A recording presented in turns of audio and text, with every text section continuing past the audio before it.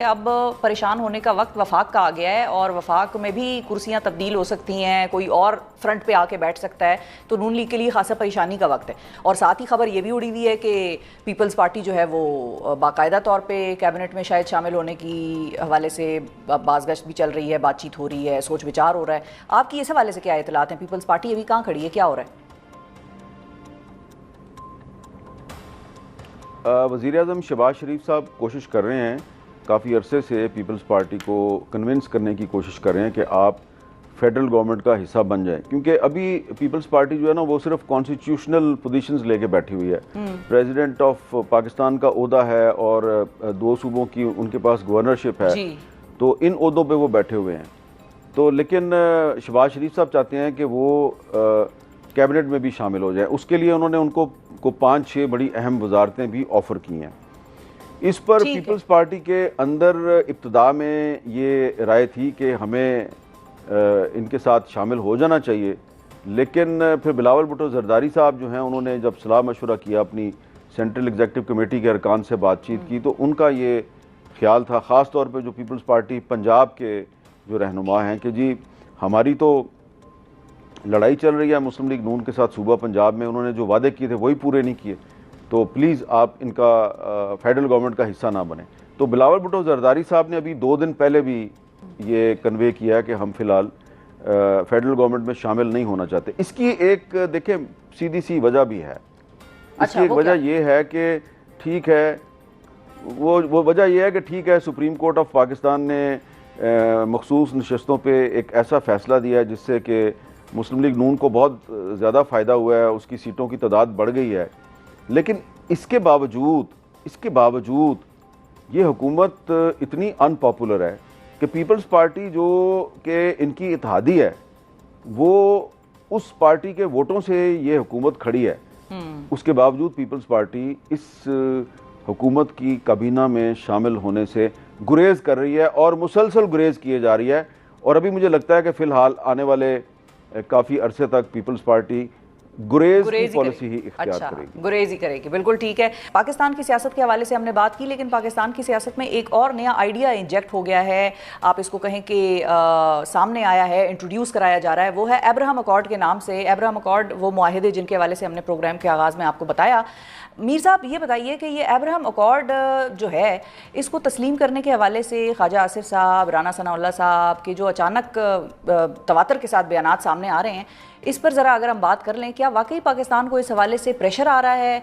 पाकिस्तान से ये तकाजा किया जा रहा है कि आप अब्राहम अकॉर्ड को मान लेने पर गौर करें, और मतलब कहाँ से प्रेशर आ रहा है, क्या इसका सिलसिला चल रहा है, ये इसके हवाले से आपकी क्या खबरें? देखिए, ये अब्राहम अकॉर्ड जो है ना, ये उस वक्त ये बात शुरू हुई थी जब ट्रंप साहब का पहला दौरे सदारत था, जब पहली दफ़ा वो अमेरिका के सदर थे।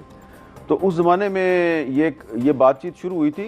बज़ाहिर इसका मकसद तो ये है ना कि जो मुख्तलिफ मुस्लिम ममालिक हैं वो इज़राइल को बतौर एक ममलकत के तस्लीम कर लें, उसके साथ सफारती ताल्लुकात कायम कर लें। असल मकसद तो ये है जी। तो ये ट्रंप साहब के पहले दौर में ये प्रेशर उस वक्त भी पाकिस्तान पे आया था। मैं उसका आई विटनेस हूँ। यहाँ तक कि मुझे भी कहा गया था कि भाई आप लोग जो हैं वो क्यों आप इज़राइल के साथ ताल्लुकात की मुखालफत करते हैं, क्या मसला है भाई आपका इज़राइल के साथ। और उसके बाद फिर कंपेन भी शुरू हुई थी। आप याद करें ना कि बहुत बड़े बड़े जो पाकिस्तान के सहाफ़ी हैं, टीवी एंकर्स हैं, उन्होंने प्रोग्राम किया था बाकायदा कि इज़राइल के साथ सफारती ताल्लुकात कायम करने के क्या क्या फ़वायद होंगे।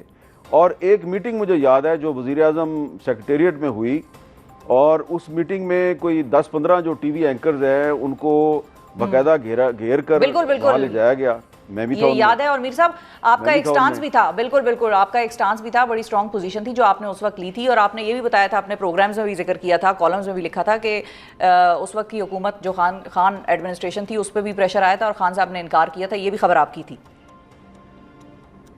जी। वहाँ पे देखें ये हुआ था कि ऐसा लग रहा था कि कुछ टीवी एंकर्स जो हैं उनको बाकायदा ब्रीफ किया गया है और उनकी असाइनमेंट ये थी कि उन्होंने इमरान खान को कन्विंस करना था कि जी आप इसराइल के साथ सफारती ताल्लुकात का अभी बैठे बैठे यहीं पे फैसला कर लें, ना पार्लियामेंट के पास जाएं, ना किसी और से पूछें। बस ये टीवी एंकर्स है ना जो 10-15, बस ये इन्हीं के साथ फैसला कर लें आप, ये इतना बड़ा।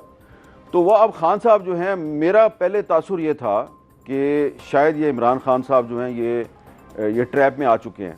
लेकिन जब मैंने वहाँ पे बैठे देखा तो जो इंफॉर्मेशन मिनिस्टर साहिबा थी वो सिर्फ उन सहाफ़ियों को, उन एंकर्स को चांस दे रही थी जो कि असाइनमेंट को सही तरीके से निभा रहे थे। ठीक है, प्रो इसराइल थे उस वक्त। वो बार बार मेरी तरफ देख रहे थे। हाँ, खान साहब बार बार मेरी तरफ देख रहे थे, ये नहीं बोल रहा। तो फिर मैंने जब देखा कि ये थोड़ा सा अनकंफर्टेबल लग रहा है तो उन्होंने खुद ही मुझसे पूछ लिया कि हाँ भाई आपका क्या ख्याल है। तो मैंने उनसे सीधी सी बात, मैंने कहा आप बड़े लीडर हैं या ये जिसकी तस्वीर ऊपर लगी हुई है ये बड़ा लीडर है? उन्होंने ऊपर देखा, उन्होंने कहा हाँ कायद-ए-आज़म मोहम्मद अली जनाब मेरा लीडर है, ये मुझसे बड़ा है। तो मैंने कहा फिर खान साहब क्या कायद-ए-आज़म के पाकिस्तान में वो पॉलिसी नहीं होनी चाहिए जो कायद-ए-आज़म की पॉलिसी है? तो खान साहब ने इस तरह हाथ पे हाथ मारा, उन्होंने कहा बस डन हो गया, जो कायद-ए-आज़म की पॉलिसी है इसराइल के बारे में वही पॉलिसी चलेगी पाकिस्तान में। अच्छा जी, उसके बाद मीटिंग फ़ौरन चंद मिनट के अंदर अंदर जो है उसको ख़त्म कर दिया गया। और जब मैं वज़ीर-ए-आज़म सेक्रेटेरिएट से बाहर निकला, गाड़ी में मैं दफ्तर की तरफ आ रहा था, मुझे फ़ोन आने शुरू हो गए बड़े ताकतवर लोगों के। उन्होंने कहा ये क्या किया आपने, ये आपने प्राइम मिनिस्टर को ये क्या कहने की ज़रूरत थी कि कायद-ए-आज़म की पॉलिसी चलेगी, कोई टिकर नहीं चलेगा, कोई खबर नहीं चलेगी, बस बता दिया आपको। अच्छा, अब आप बताएं कि मोहम्मद मीर साहब जो हैं उनका कसूर ये था कि उन्होंने वज़ीर-ए-आज़म पाकिस्तान को ये बताया कि बानी पाकिस्तान की इजराइल के बारे में क्या पॉलिसी है।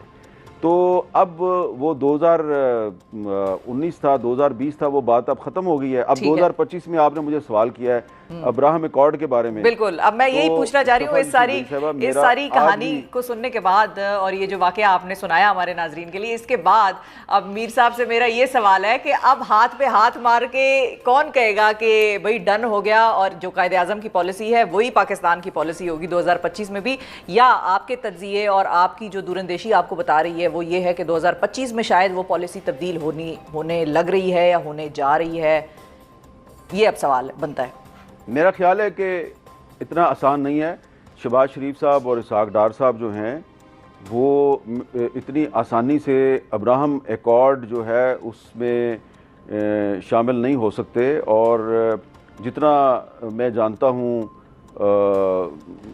पाकिस्तान के अवाम को कि पाकिस्तान के अवाम बहुत से मामलात पे जो है वो घरों में बैठे रहते हैं। वो कहते हैं अच्छा पेट्रोल महंगा हो गया, चलो कोई बात नहीं यार, अच्छा गैस भी महंगी हो गई है, ओहो हो हर चीज़ ही महंगी हो गई है तो कोई बात नहीं, बाहर निकलने का क्या फ़ायदा है। लेकिन ये कुछ 2-3 मामलात ऐसे हैं, एक कश्मीर है और एक फ़लस्तीन है, ये आपकी केमिस्ट्री में शामिल हैं। देखें ये जो अब्राहम एकॉर्ड है ना, इसके हवाले से एक मैं बड़ी ही इम्पोर्टेंट हिस्टोरिकल चीज़ आपको बताना चाहता हूँ जी। पाकिस्तान का ख्वाब देखा था अल्लामा इकबाल ने। अल्लामा इकबाल ने मुसलमानों को वाज़े तौर पे नसीहत की हुई है। जब वो एक फ़लस्तीन कॉन्फ्रेंस में शिरकत के लिए मस्जिद अक्सा में गए और फिर वहाँ से वापस आए तो उन्होंने एक बात कही थी। उन्होंने कहा था कि ये जो अरब ममालिक के बादशाह हैं ना, फ़लस्तीन के मसले पे कभी भी इनकी विजडम पर और इनकी पॉलिसी पर एतमाद ना करना, कभी। ये बात उन्होंने लेट 30s में कही थी।